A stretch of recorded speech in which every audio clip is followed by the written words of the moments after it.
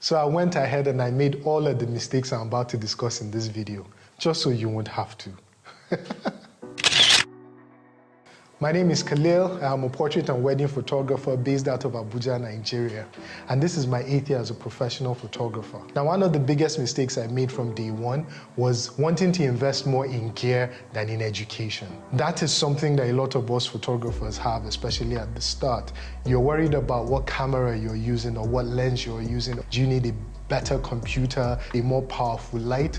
These things consume us more than actually just investing in learning, going to the people who have been there before you, people who are doing classes, who offer workshops, websites where you could pay for a year's subscription and you just have unlimited access to everything from portraits to weddings to pet photography, documentary photography, whatever it is that you're interested in. That, with whatever entry-level camera you have, will definitely set you up better than starting with a Canon R5, starting with a Nikon Z7 II or whatever. Understanding from day one the basics of photography, so lighting, composition, if you're a portrait photographer, posing, all of that is more important than starting off with a 1.2 lens. Now, don't get me wrong, if your pockets are deep and you can afford both, go ahead, buy the best gear that you can buy, but please invest in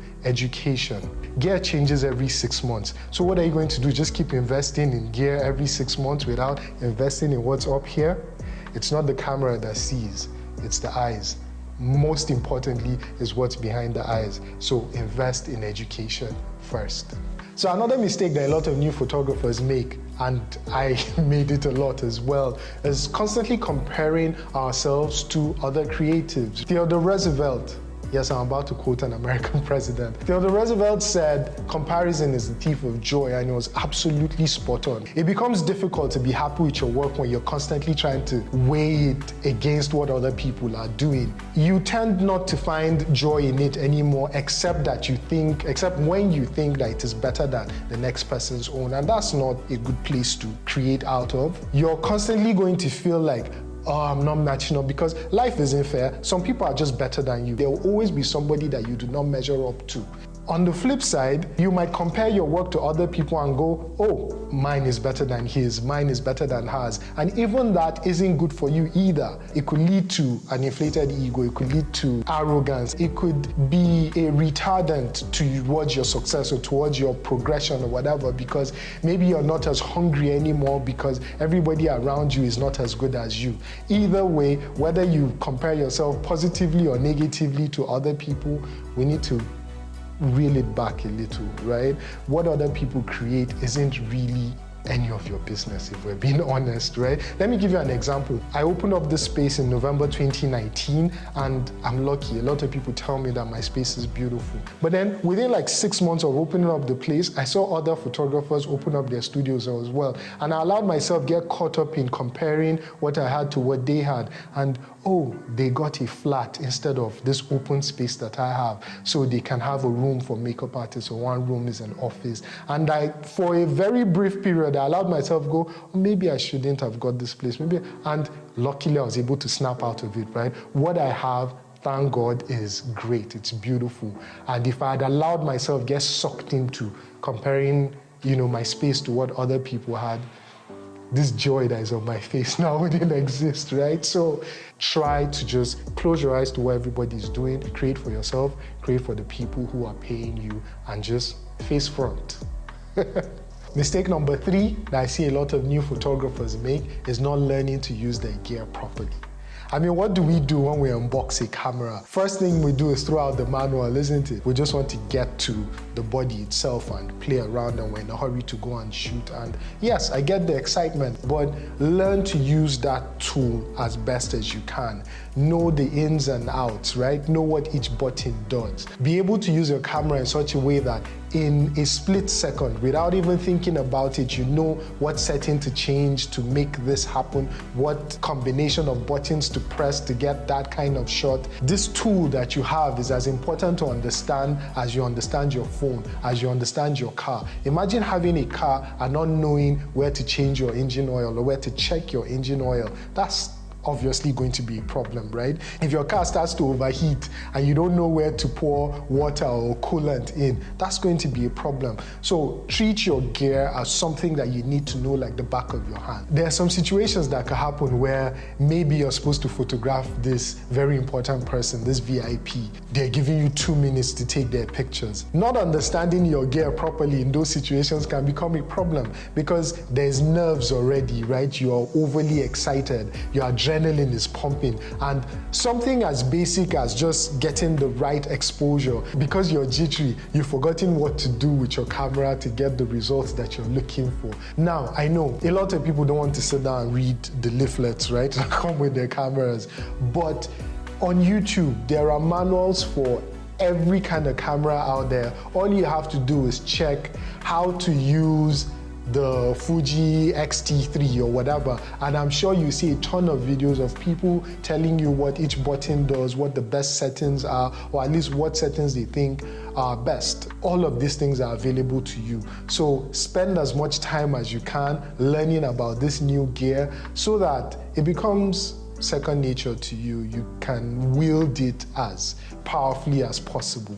Don't get caught up not understanding your gear. Okay, so this next one is a mistake that I made as a new photographer and I regret till date. So if you're just starting out in your journey, I hope you take this seriously. Learning that from day one, you should invest in people relationships. As much as you invest in gear and in knowledge and trying to be the best photographer or best creative that you can be, you should know from the start that your career is going to go only as high, only as far as the people that you know, as the people that support you. So if you're in the wedding industry, for example, when you start out, you're going to meet a lot of vendors. You're going to meet makeup artists, you're going to meet event planners, you're going to meet people who do decor, caterers, MCs, DJs, all of these guys. Down the line, no matter how good you become as a photographer, it's important that when they are asked about you, when they say, hey, so-so person is the photographer that we're thinking of using, they should be able to go, oh yeah, he's professional, or hey, nice guy. Hey, he takes great pictures, right? At the tables where decisions are made, you need somebody to be sat there who champions your name, right? You don't want to be the person that when they say, oh, so-so person, some people at the table go, no, who's that? Or it's not great working with him, right? So invest in people relationships. Whether it be your clients, I mean, they're the people that are paying you, they're the people who are going to refer you to all of their friends and family and colleagues, right? Or your fellow vendors, especially like event planners, for example. If you have a good relationship from day one with an event planner, those few ones who you came through for early in your career, chances are that they will come through for you much later in your career. It's the people that are going to take your business from here to there. Your skill is important, but your people relations, don't slack on that. Invest in people, invest in people, invest in people. Mistake number 5. I still struggle with this one sometimes. Mistake number 5 that a lot of new photographers make is only shooting when the stars align, when the sun is out, when the clouds are perfect, when the birds are chirping, when there's money in my pocket, when I am well fed, when, the vibe is right. You will never make it, I'm saying it categorically, you will never make it if you only create images when everything is perfect. Let me use myself as an example. This video that you're watching right now, today I really wasn't inspired to create anything. I really wasn't feeling it. Like, I got up in the morning and I'm like, do I want to shoot today? The process of setting up and this and that and that. Do I really want to do this? Am I even sure that the topic I want to discuss is important? And I almost talked myself out of it. In fact, there's a small group that we have of fellow YouTubers, and I put it in the group like, I'm not really feeling it today. But here I am. I didn't feel like it, but I showed up. I'm fairly certain that there's somebody, even if it's a single person, will get a lot of value out of this video, and that would make it worth it. That would make the effort worth it. I have created this. I have put it out in the world. And when the stars do align, right, then maybe it will be 10% better than what this is. who knows, right? I mean, it's kind of like going to the gym. If you only go on days when you feel like it, then you're never going to be ripped. That dad bod is here to stay. I'm sorry, right? So Mr., Mrs., new photographer, don't just pack up your camera and only bring it out to shoot when it's golden hour or whatever. Now, there are lots of other mistakes that I made and I believe that a lot of new photographers make.